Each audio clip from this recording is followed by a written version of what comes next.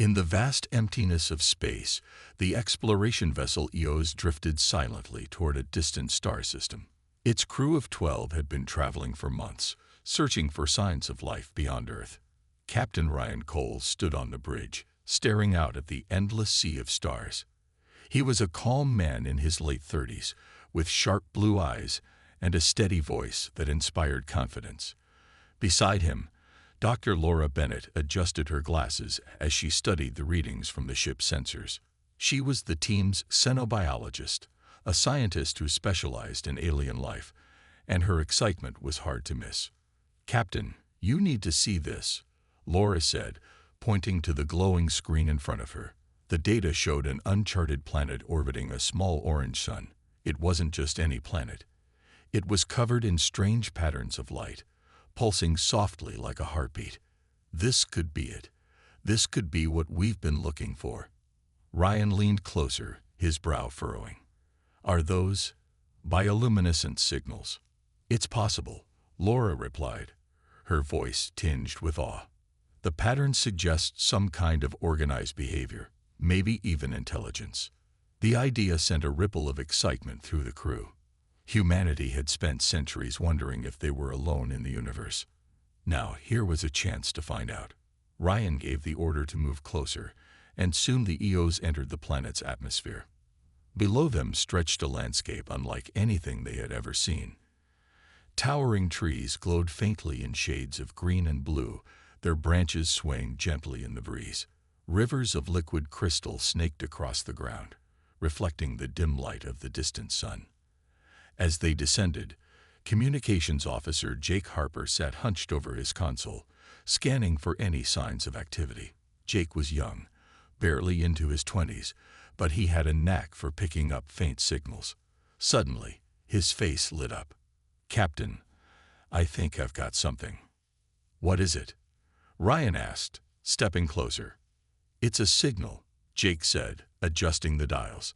"Faint, but consistent. It's repeating itself every few seconds."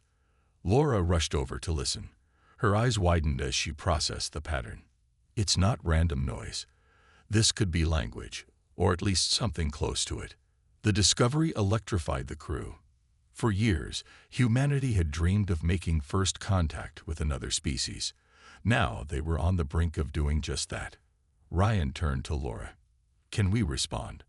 "We can try," she said, though there was a hint of caution in her tone. "But we need to be careful. We don't know how they'll react." Ryan nodded. He trusted Laura's judgment, but he also knew they couldn't pass up this opportunity. "Deploy a probe," he ordered. "Let's gather more data before we do anything else." The probe launched smoothly, descending toward the glowing forest below. But as it approached the surface, something strange happened. The bioluminescent lights flickered wildly, as if reacting to its presence. Then, without warning, the probe malfunctioned and crashed into the ground near a cluster of towering structures that looked almost like hives.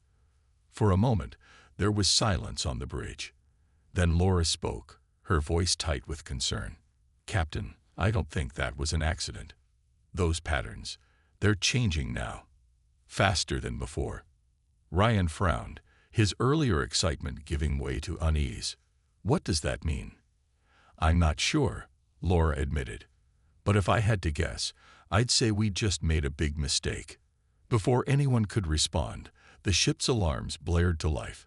Something was coming. Something fast. The alarms on the EOs rang out sharply, breaking the tense silence.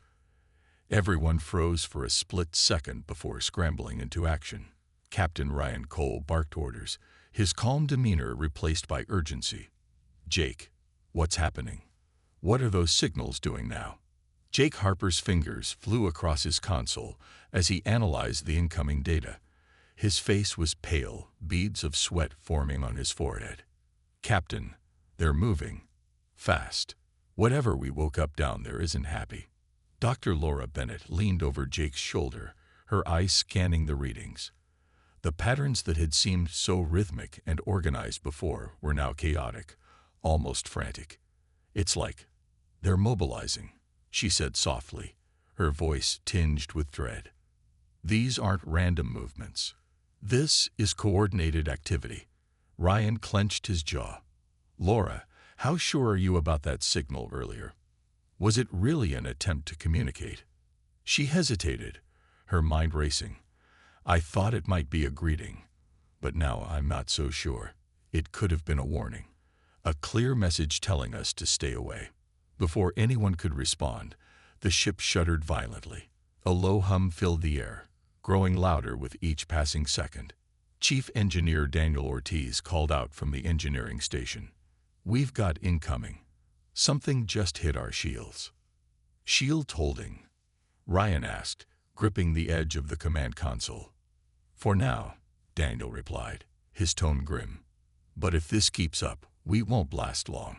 On the main screen, the crew watched in stunned silence as swarms of strange creatures emerged from the glowing forest below. They looked like living machines, part organic, part metallic, with sleek, insect-like bodies and razor-sharp wings.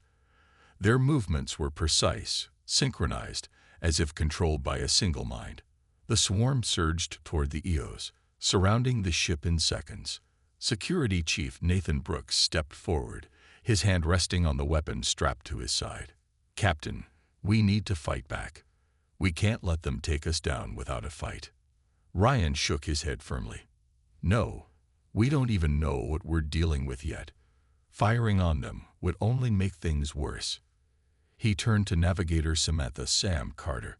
Sam, plot a course out of here. Get us clear of the planet. Sam nodded and began working quickly, her hand steady despite the chaos around her. But the alien swarm wasn't letting them go easily. More impacts rocked the ship, sending sparks flying from damaged consoles. The lights flickered, and the hum grew deafening. Laura gripped the back of Jake's chair, her knuckles white. This isn't random aggression. They're targeting specific systems. Our engines, our communications. They know exactly what they're doing. Ryan glanced at her, his expression grim. Which means they're intelligent, and they see us as a threat. As the EOs struggled to break free, one of the creatures latched onto the hull with terrifying speed. Its body glowed faintly as it began to burrow through the outer layers of the ship. Daniel cursed under his breath. They're trying to get inside. Nathan moved to the intercom. All hands, prepare for boarding. Seal off all compartments and arm yourselves. No. Ryan snapped, turning to face him. We don't escalate this. Not yet. If we start shooting, we'll prove their worst fears about us. But they're already attacking us. Nathan shot back, his voice rising. What do you want us to do? Sit here and wait for them to tear us apart? Ryan didn't answer immediately. He stared at the screen, watching the swarm tighten its grip on the ship. Every instinct told him to fight back, to defend his crew, but deep down, he knew that wouldn't solve anything. These creatures weren't mindless beasts. They were responding to something, and it was likely something the crew had done. Laura, Ryan said finally, his voice firm. Is there any way we can signal them again? Show them we mean no harm. She hesitated, then nodded slowly. Maybe. If we can broadcast a simple pattern, something peaceful, they might understand. Do it, Ryan ordered. Jake, work with Laura. Let's try to talk our way out of this. As Laura and Jake worked frantically to modify the ship's communication system, the attacks continued. The EOs limped through the atmosphere, its shields weakening with every hit. Sam shouted from her station, We're clear of the planet, but we won't survive another minute of this. Ryan took a deep breath, his mind racing. Then let's hope Laura's plan works, because if it doesn't, we're running out of options. The modified signal went out, a simple repeating pattern designed to convey peace. Dr. Laura Bennett held her breath as she watched the screen, hoping against hope that the creatures would understand. For a moment, there was no change. The swarm continued its relentless assault, pounding against the EOs with terrifying precision. Then, slowly, the attacks began to ease. It's working, Jake Harper whispered, his voice filled with disbelief. They're pulling back.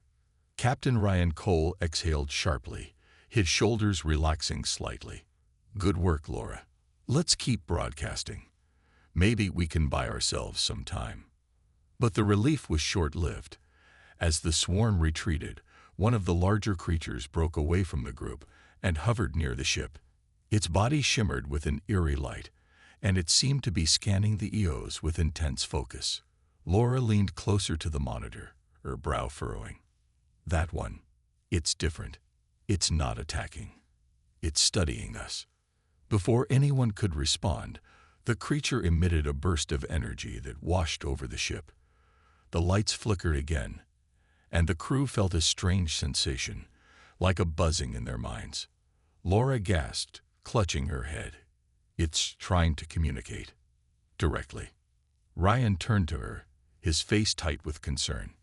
Can you understand it? Not fully, she admitted, her voice strained.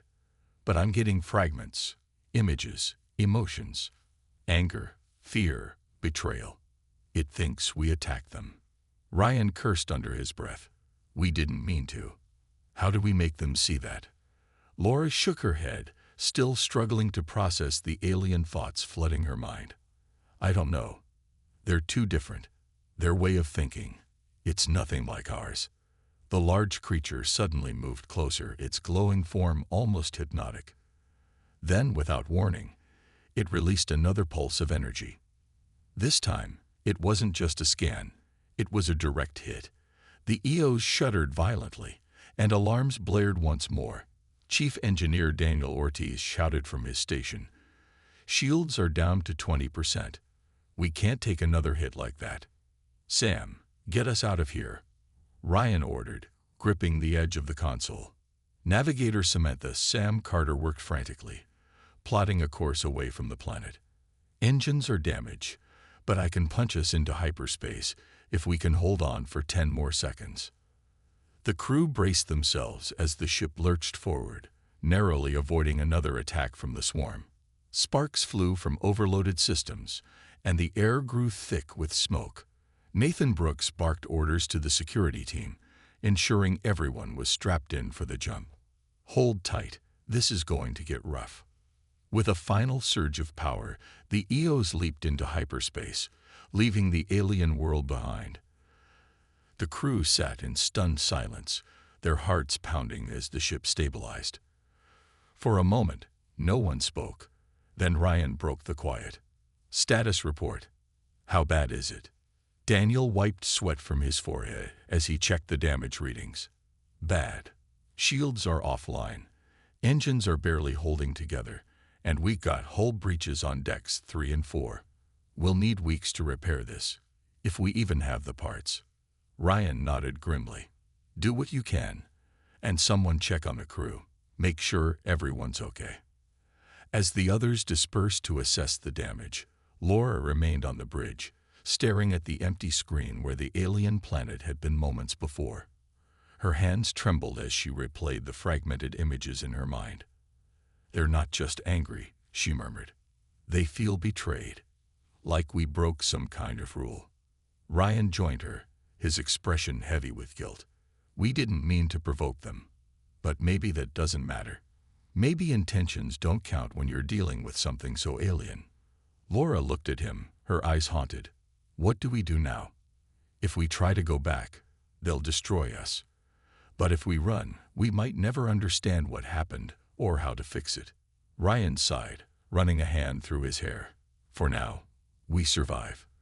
But sooner or later, we'll have to face them again. And next time, we'd better know exactly what we're doing. The EOs drifted through the cold emptiness of hyperspace, its damaged systems groaning under the strain. The crew worked tirelessly to keep the ship running, but the mood aboard was heavy with tension. Captain Ryan Cole stood on the bridge, staring at the swirling blue tunnel of hyperspace outside the viewport. His mind raced with questions he couldn't answer. Had they made a terrible mistake? Could they have handled things differently? And most importantly, what would happen if the alien swarm found them again? Dr. Laura Bennett sat in the corner of the room, her face pale and drawn. She hadn't left the bridge since their narrow escape, replaying the fragments of communication she'd received from the large creature over and over in her mind. It wasn't just anger she had felt. It was something deeper, more primal. Betrayal. Fear. A sense that humanity had crossed a line it didn't even know existed. "Laura," Ryan said softly, breaking the silence. "You've been quiet. What are you thinking?" She looked up, startled by his voice. "I'm trying to piece it together." Their emotions, they weren't just reacting to the probe. It's like they expected us to understand their rules, even though we've never met them before. Ryan frowned. "Rules? What kind of rules?" "I don't know," she admitted, shaking her head. But it felt like there was a code, or a way of behaving that we broke without realizing it. Maybe the signal we intercepted wasn't just a warning. It was a test. "A test," Ryan echoed, his voice sharp with frustration. "We're supposed to guess their intentions based on some random signal. That doesn't seem fair." "It's not about fairness," Laura replied quietly. "It's about survival. For them. If they've been hurt before, maybe they can't afford to take chances. Every new arrival might look like a threat." Security Chief Nathan Brooks entered the bridge, his arms crossed tightly over his chest. He had spent the last few hours overseeing repairs and checking on the crew, but his expression showed no sign of relief. "Captain, we need to talk strategy. Running away isn't going to solve this. Sooner or later, those things will find us again." Ryan turned to him, his jaw tightening. "And what do you suggest?" "Fight them. We saw how that turned out." "We fight smarter next time," Nathan shot back.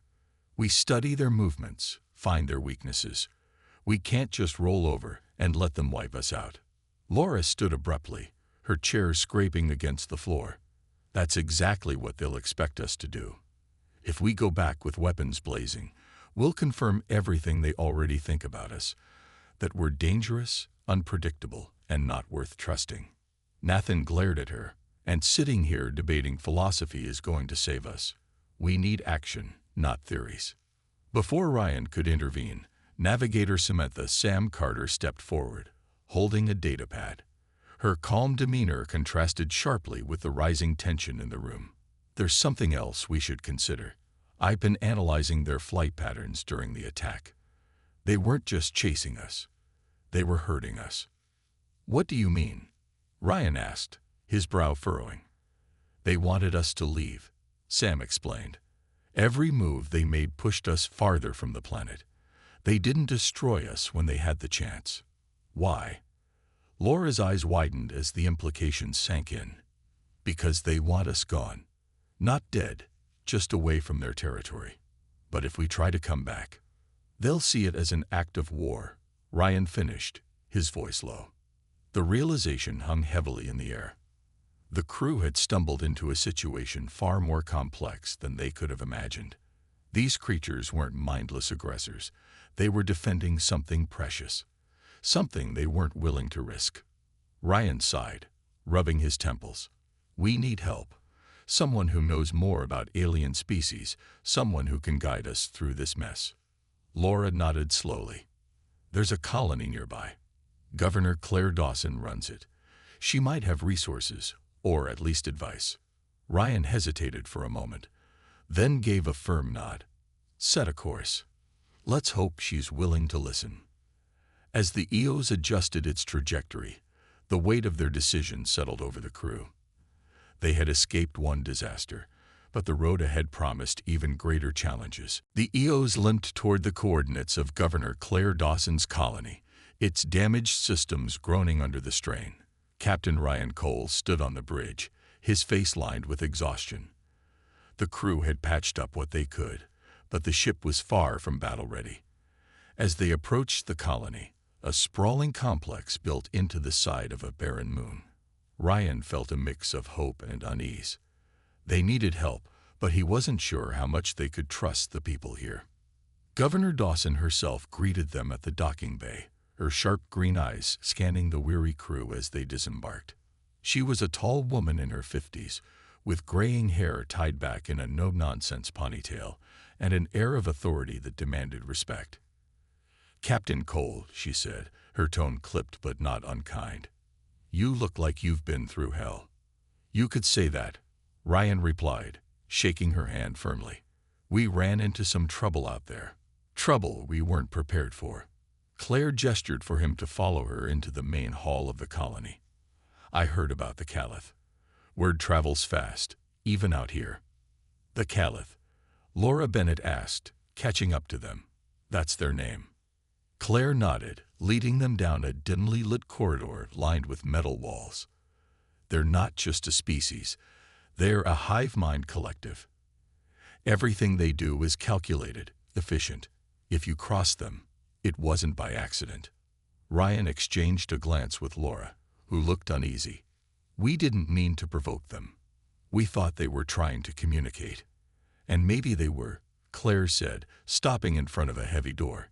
She pressed her palm against a scanner, and the door slid open to reveal a small lab. Inside, a man in his late 40s with messy brown hair and glasses sat hunched over a cluttered desk. "This is Ethan Meyer. He's been studying remnants of alien civilizations for years. If anyone can help you understand what happened, it's him." Ethan looked up, startled by the sudden intrusion. His eyes darted between the newcomers before settling on Laura. "Xenobiologist, huh? You must be the one who intercepted their signal." Laura nodded, stepping closer. "Yes, but I couldn't decipher it completely. It felt layered, like it carried more meaning than we could process." Ethan smirked faintly. "That's because it did. The Caliph don't think like us. Their language isn't just words. It's emotions, intentions, history. Everything is woven together."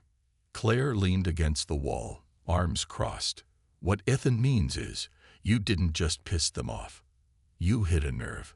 The Caliph have been attacked before, by another species called the Vern. They wiped out half the Caliph population centuries ago. Now they see every new arrival as a potential threat." Ryan frowned, absorbing the information. "So they're not just defending themselves. They're protecting their future." "Exactly," Ethan said, pulling up a holographic display of the Caliph planet. "Their entire ecosystem is interconnected. Every creature, every plant.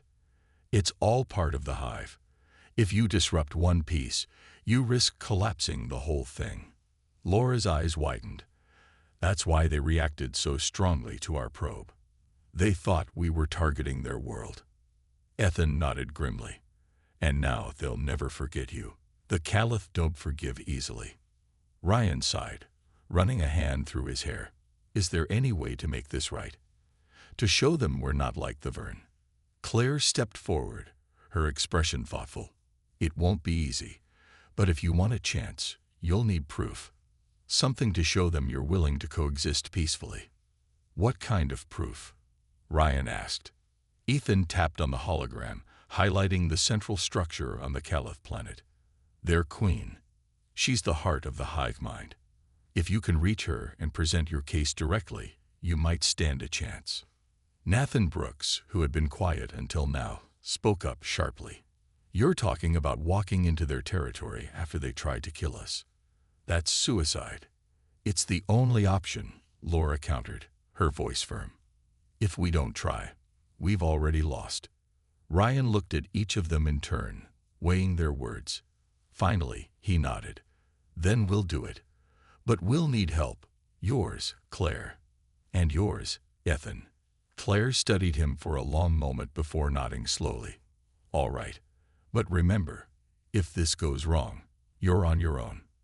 As the group began planning their next move, Ryan couldn't shake the feeling that they were stepping into something far bigger than themselves. The Caliph weren't just a species, they were a force of nature. And humanity had just declared war on the wrong one. The plan was risky, but it was all they had. Captain Ryan Cole gathered his crew in the colony's briefing room, a small space filled with mismatched chairs and a battered table. Governor Claire Dawson and Ethan Meyer joined them, their faces serious as they laid out the details of the mission. The goal was clear: infiltrate the Caliph hive, reach the Queen, and convince her that humanity wasn't a threat. but the path to get there was anything but straightforward. "We'll need to move fast and stay hidden," Ethan said, pointing to a holographic map of the Caliph planet. "Their swarm patrols are constant, and if they spot us, we're done." Laura Bennett leaned forward, her eyes scanning the map. "What about their central chamber? Is there any way to bypass their defenses?" Ethan shook his head, not without drawing attention. "The hive is built like a fortress. Every entrance is guarded, and every corridor is monitored." Ryan frowned, his mind racing. "Then we'll have to rely on stealth. But how do we even begin to communicate with the Queen? We don't speak their language." "That's where I come in," Laura said firmly. "I've been studying the fragments of their signal. If I can replicate it, maybe I can establish a basic connection. It won't be perfect, but it might buy us enough time to explain ourselves." Nathan Brooks crossed his arms, his skepticism plain. "And what happens if she doesn't listen? What if she decides to kill us on the spot?" "Then we fight our way out," Nathan shot back. "We can't walk in unarmed." "No," Ryan said sharply, cutting him off. "This isn't a combat mission. If we go in guns blazing, we'll prove their worst fears about us. We stick to the plan, stealth and diplomacy. That's the only way this works." Claire stepped in, her tone firm but calm. "You'll have cloaked shuttles and enough supplies to last a few days. But once you're on the ground, you're on your own. My people can't afford to risk another conflict with the Caliph." Ryan nodded, understanding the weight of her decision. "We'll manage. Thank you for the help." As the meeting broke up, the crew began preparing for the mission. Laura worked tirelessly with Ethan to refine the signal, testing it repeatedly until they were confident it would at least grab the Queen's attention. Meanwhile, Sam Carter and Daniel Ortiz modified the shuttles, reinforcing their cloaking systems and ensuring they could withstand the planet's harsh environment. The night before the mission, Ryan stood alone in the colony's observation deck, staring out at the stars. He felt the weight of responsibility pressing down on him. If this went wrong, it wouldn't just be his crew at risk. It could mean war between humanity and the Caliph. A hand touched his shoulder, and he turned to see Laura standing beside him. "You're worried," she said softly. "I'm terrified," Ryan admitted. "One mistake, and we could make things worse. Are we doing the right thing?" Laura hesitated, then nodded. "We don't have a choice. Running away won't solve anything. And if there's even a small chance we can fix this, we have to try." Ryan managed a faint smile. "You're braver than I am." "It's not bravery," Laura replied. "It's hope. And right now, that's all we've got." The next morning, the team boarded the shuttles, their faces tense but determined. As they descended toward the glowing forest below, Ryan gave one final order. "Stay sharp. Stick to the plan. And remember, we're here to talk, not to fight." The shuttles slipped through the atmosphere, their cloaking devices rendering them invisible to the swarms patrolling the skies. Below them, the towering structures of the hive loomed closer, pulsing with an eerie light. The crew knew they were stepping into the unknown, but they also knew one thing for certain. Failure wasn't an option. The cloaked shuttles touched down silently on the edge of the Caliph forest, their landing concealed by the glowing trees that swayed gently in the strange alien breeze. Captain Ryan Cole stepped out first, his boots sinking slightly into the soft, moss-like ground. The air was thick with an otherworldly hum, and the faint glow of bioluminescent plants cast eerie shadows across the teens' faces. Laura Bennett followed close behind, clutching a handheld device that emitted the modified signal they hoped would open a dialogue with the Caliph. "Stay close," Ryan whispered, his voice barely audible over the hum, "and keep your weapons holstered unless absolutely necessary." Nathan Brooks adjusted the strap of his rifle, his jaw tight with tension. "This feels like walking into a trap." "It might be," Ryan admitted, "but we don't have another option." The group moved cautiously through the forest, their path illuminated by the soft light of the alien flora. Every step felt heavy, as if the planet itself was watching them. Laura kept her eyes on the device in her hands, monitoring the signal's strength. "We're getting closer," she murmured. "The hive should be just ahead." As they approached the towering structures of the hive, the air grew colder and the hum intensified. The walls of the hive shimmered faintly, pulsing in time with the rhythm of the signal Laura had created. She stopped suddenly, holding up a hand to signal the others. "Wait, something's changing." The glowing patterns on the hive shifted, swirling faster and forming intricate shapes. Then, without warning, the ground beneath them trembled. Massive creatures emerged from the shadows, guardians of the hive, their sleek, insect-like forms bristling with sharp edges. The team froze, their hearts pounding as the creatures circled them, their glowing eyes scanning for threats. "They're analyzing us," Laura whispered, her voice trembling. "Don't move." For what felt like an eternity, the guardians stood motionless, their heads tilted as if listening to something only they could hear.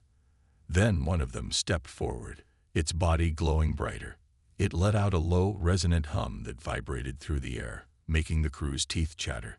Laura held up the device, playing the signal at full volume. The hum stopped, and the creature's glow dimmed slightly. "I think it worked," Laura said, her voice filled with cautious hope. "They're letting us pass." Ryan nodded, gesturing for the team to follow him. The guardians parted, creating a narrow path toward the entrance of the hive. As they stepped inside, the temperature dropped sharply and the air grew heavier. The walls of the central chamber were lined with glowing veins that pulsed rhythmically, like the heartbeat of some massive organism. At the center of the chamber stood the queen, a towering figure with translucent skin and countless tendrils that floated around her like living threads. Laura stepped forward, her hands trembling as she activated the device again. The queen turned her gaze toward them, her eyes glowing with an intensity that made the crew feel small and insignificant.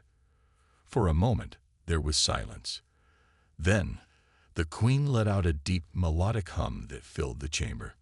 "She's responding," Laura whispered, her voice cracking with emotion. "She's listening." Ryan took a step closer, his hands raised in a gesture of peace.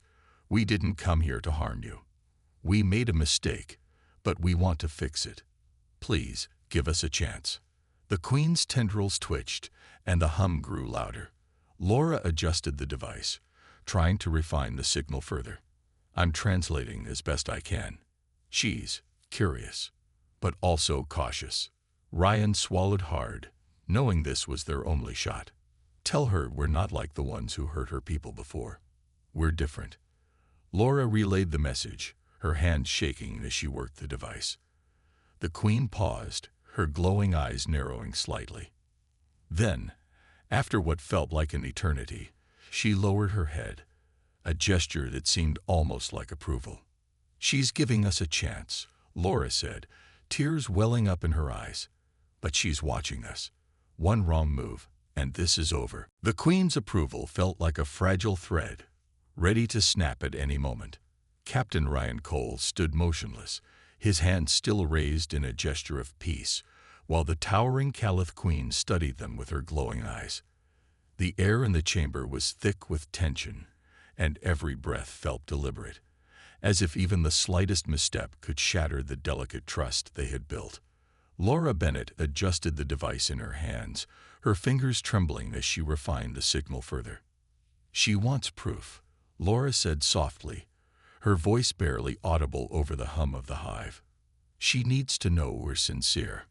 Ryan nodded slowly, keeping his movements calm and deliberate.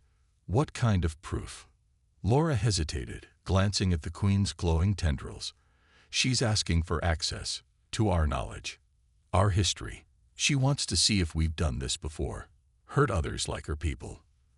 The request sent a ripple of unease through the team. Nathan Brooks stepped forward, his face tight with suspicion. "That's too dangerous. If she gets into our systems, she could learn everything about us. Our weaknesses, our defenses. It's a setup." "We don't have a choice," Ryan replied firmly, though his own unease was clear in his voice. If we refuse, she'll see it as an act of hostility. We've come this far. We can't back down now. Sam Carter, who had been quietly observing from the back of the group, spoke up. We could limit the data. Give her just enough to prove we're not like the Vern, but nothing more. Ryan considered this, then nodded. Do it, but make sure it's clean. No hidden agendas. Laura worked quickly with Sam, isolating fragments of Earth's history and uploading them onto a secure drive. As they prepared the files, Ethenmeyer, who had accompanied the team, whispered to Ryan, "This is risky. Even if you control what she sees, she's smarter than we realize.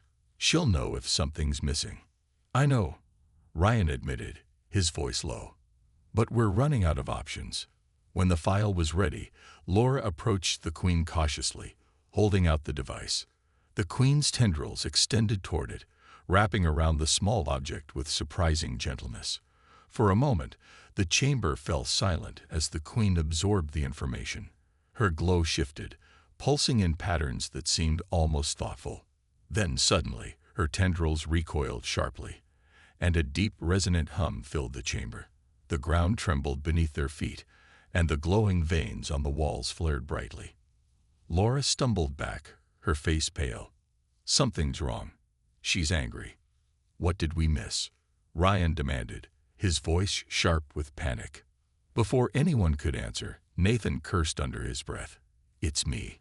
I sabotaged the data. I embedded viruses to cripple their systems." "You did what?" Ryan snapped, his fury barely contained. "Are you insane? You just destroyed everything we've worked for." Nathan's jaw tightened, his expression defiant. "I wasn't going to hand over our secrets to them without a fight. They're aliens, Ryan. You think they'd show us the same courtesy?" The Queen's hum grew louder, more aggressive. Her tendrils lashed out, striking Nathan and sending him sprawling to the ground. The rest of the team froze, unsure whether to intervene or retreat. Laura stepped forward again, her voice desperate. "Wait, please. It was a mistake. Not all of us are like him." The Queen paused, her glowing eyes narrowing as she studied Laura. Then, after a long moment, she let out a softer hum, one that seemed almost questioning. Laura swallowed hard, clutching the device tightly. We can fix this. Let us try again." The Queen didn't respond immediately. Instead, she turned her attention to Ryan, her gaze piercing. It was clear she saw him as the leader, the one responsible for his crew's actions. Ryan met her stare, his heart pounding. "I take full responsibility for what happened. He acted against my orders. If you want justice, take it from me, but don't punish my people for his mistake." The chamber fell silent once more. The Queen's tendrils twitched, and the glowing patterns on the walls began to shift again. Finally, she let out a low hum, softer this time, and gestured toward the exit. Laura exhaled sharply. "She's giving us another chance, but she's watching us closely." Ryan nodded grimly. "Let's go. And Nathan, you're lucky she's letting us leave it all." As the team filed out of the chamber, the weight of their near failure hung heavily over them. They had survived for now, but the fragile trust they had earned was teetering on the edge of collapse. The team moved quickly through the glowing forest, their footsteps muffled by the soft, moss-like ground. The Caliph Queen had let them leave, but the tension in the air was palpable. Every rustle of leaves and every faint hum from the hive felt like a warning that their second chance could vanish at any moment. Captain Ryan Cole led the group, his face grim as he replayed the events in the chamber over and over in his mind. Nathan's betrayal had nearly cost them everything. "You shouldn't have done it," Ryan said sharply, glancing back at Nathan as they reached the edge of the forest. His voice was low, but filled with barely contained anger. "What were you thinking?" Nathan didn't meet his gaze. Instead, he adjusted the strap of his rifle, his jaw clenched tightly. "I was thinking about survival, about protecting us. You really believe we can trust them?" "It doesn't matter what I believe," Ryan shot back. "We're guests here. If we want to survive, we play by their rules, not ours. Laura Bennett stepped between them, her expression strained but resolute. Arguing won't help. We need to focus on getting back to the shuttles and figuring out our next move. The Queen gave us a chance, but she's not going to wait forever. The group pressed on, their pace quickening as the glowing spires of the hive faded into the distance behind them. The cloaked shuttles came into view, their dark outlines blending seamlessly with the shadows of the forest. As they approached, Sam Carter ran ahead to check the systems, her hands moving swiftly over the controls. "They're intact," she reported, "but we need to get off this planet now. The swarm is still active, and if they spot us..." She didn't need to finish. Everyone knew what would happen if the Caliph decided to attack again. As the crew boarded the shuttles, Laura sat in the co-pilot's seat, staring out at the alien landscape. Her mind raced with questions. Had the Queen truly forgiven them, or was she simply biding her time? And even if they managed to escape, what would happen when they returned to Earth? Would humanity learn from this encounter, or repeat the same mistakes? Ryan took his place in the pilot's seat, his hands gripping the controls tightly. "Let's go," he said, his voice firm. "We've pushed our luck far enough."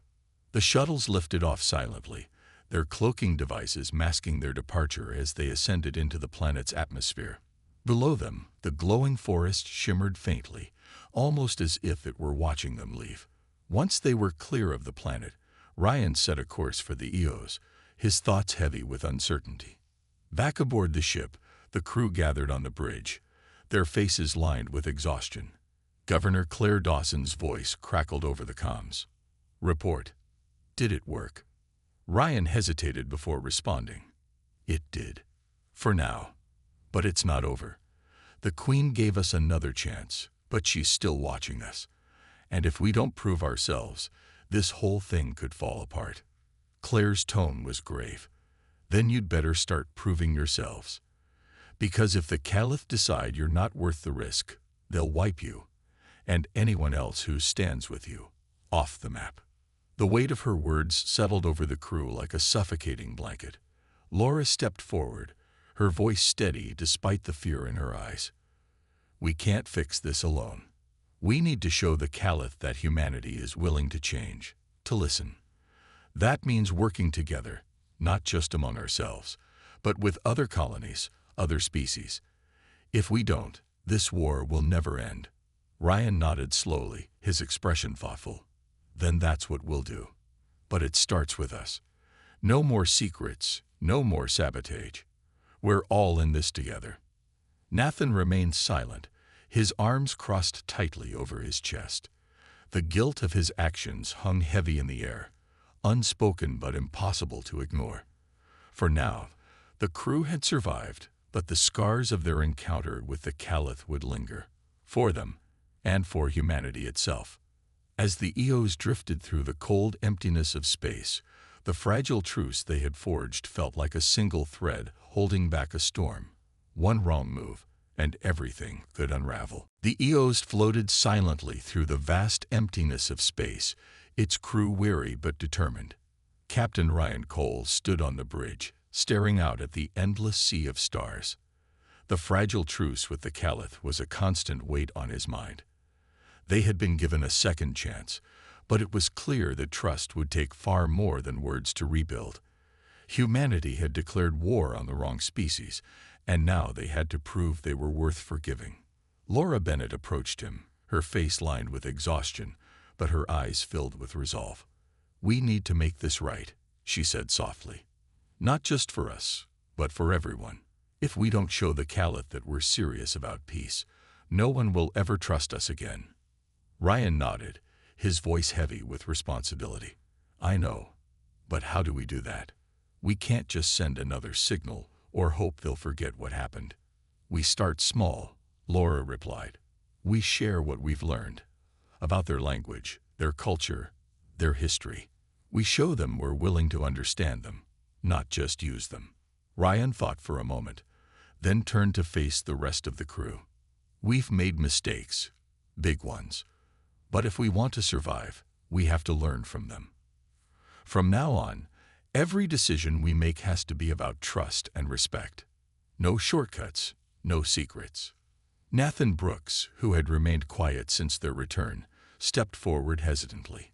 His usual defiance was gone, replaced by guilt and regret. I messed up. I thought I was protecting us. But all I did was make things worse. If you want me to step down, I will. Ryan studied him for a long moment before shaking his head. No, you stay.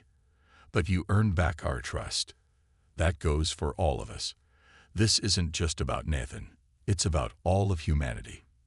If we want to avoid another war, we have to change.